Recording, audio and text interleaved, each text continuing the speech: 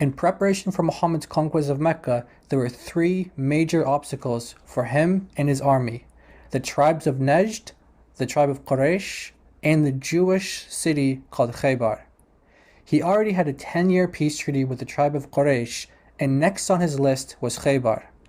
It was a strategic decision due to the fact that the Jews living in the city had a strong military presence.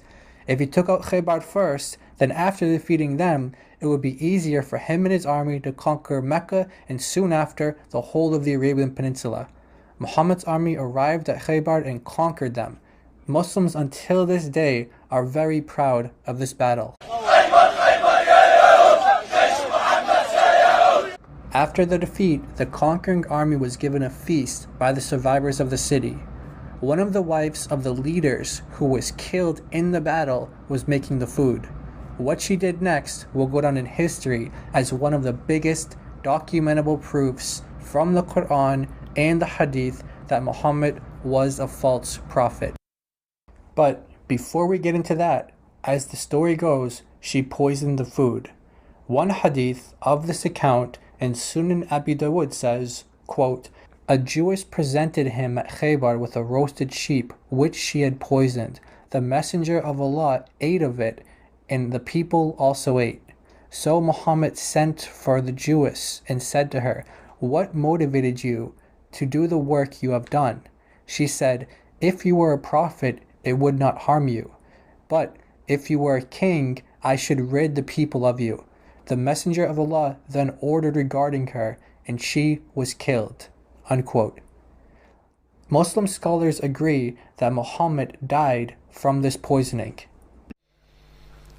هل مات رسول الله صلى الله عليه وآله وسلم متأثرا بالسم؟ نعم. As a result of this poison, he felt a pain, and he felt the effects of this poison for the rest of his life, for the rest of his 4 years. He has now 4 years left to live, for the rest of his life. So much so that on his deathbed, when he has a week left or a few days left, he will mention to Aisha that, "Oh Aisha, I can still feel the effects of that poison from the Yahudiyya of Khaybar. I feel it in my heart arteries, and I feel that now is the time the poison has finally reached my heart." Now, his death was written, but the poison was one of the causes that made that death more painful. He's still feeling, he says to Aisha, "I can still feel the pain of that poison to this day." Some Muslim scholars, including the companion of Muhammad, Ibn Mas'ud, actually refer to Muhammad as a martyr because he died by this poison. كان يقول قطع أبهري، يعني بيحس بآلام الأبهر اللي هو الأورطة، يسموه عندنا في المدرسة لما درسناه في الأحياء يقولوا إيه؟ الأورطة، اللي هو في العربي الأبهر. أبهري اللي هو الأورطة ده، كأن السم أثر تأثيرا سلبيا في الشرايين من شدته، لأنها كانت عايزاه يموت يعني، فلم يمت مباشرة بذلك السم، لكن قد يكون مات متأثرا بعد 3 سنوات بهذا السم، فعده بعض العلماء من الشهداء. Quote, "Because Allah the Exalted pushed away the harm of the poison after He showed him the conspiracy against him with a miracle, which He manifested to him with the speech of the shoulder of the lamb, then Allah protected him from its harm all his life until the time of his death drew near. So the poison prevailed over him. So he found its pain, and Allah wanted martyrdom for him with that meal." Unquote. Okay, so Muhammad conquers Khaybar, has a feast, gets poisoned, and it eventually killed him. The rest of the hadith, cited from Sunan Abi Dawud earlier, goes, quote, "He then said about the pain which he died, I continued to feel the pain from the morsel which I had eaten at Khaybar. This is the time when it has cut off my aorta."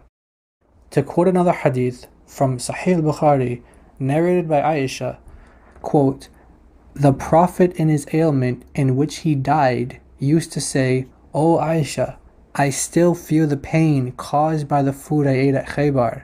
and at this time I feel as if my aorta is being cut from that poison." Unquote. The Jewish woman who poisoned him said that if he was a false prophet, that this would kill him. And as we saw, Muhammad himself said that this is what killed him. Now, Muslim scholars agree that he died from the poison. Some say that he was a martyr because of this. So who's correct?